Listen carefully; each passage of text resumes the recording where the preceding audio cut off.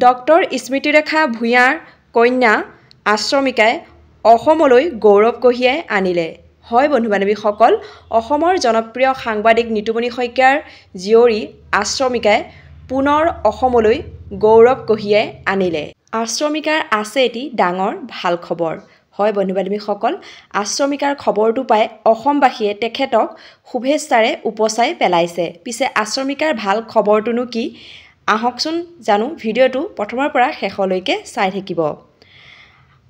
আশ্ৰমিকাই এইবাৰ সত্ৰীয়া নৃত্যত ভাৰত চৰকাৰৰ সাংস্কৃতিক মন্ত্ৰালয়ৰ অধীনত CCRTৰ সাংস্কৃতিক প্ৰতিভা সন্ধানী বৃত্তি 2023-2024 লাভ কৰিবলৈ সক্ষম হয়।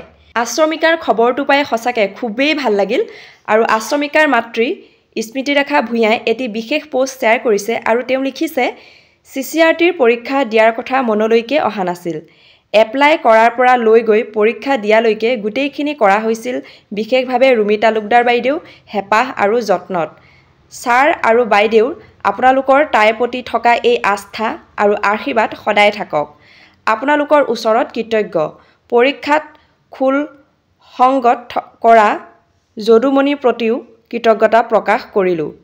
আনুষ্ঠানিক স্বীকৃতিৰ এয়া প্ৰথম খোজ, সকলোৱে আশীৰ্বাদ কৰিব। সঁচাকৈ আশ্ৰমিকাৰ খবৰটো পাই খুবেই ভাল লাগিল আৰু তেওঁ আৰু আগুৱাই যাওক জীৱনত, তাকেই ভগৱানৰ ওচৰত প্ৰাৰ্থনা কৰিলোঁ। আৰু চাই আপোনালোকৰ কেনেকুৱা লাগে, যদি ভাল লাগিলে ভিডিঅ'টো লাইক কৰিব, কমেণ্ট কৰিব, শ্বেয়াৰ কৰিবলৈ নাপাহৰিব।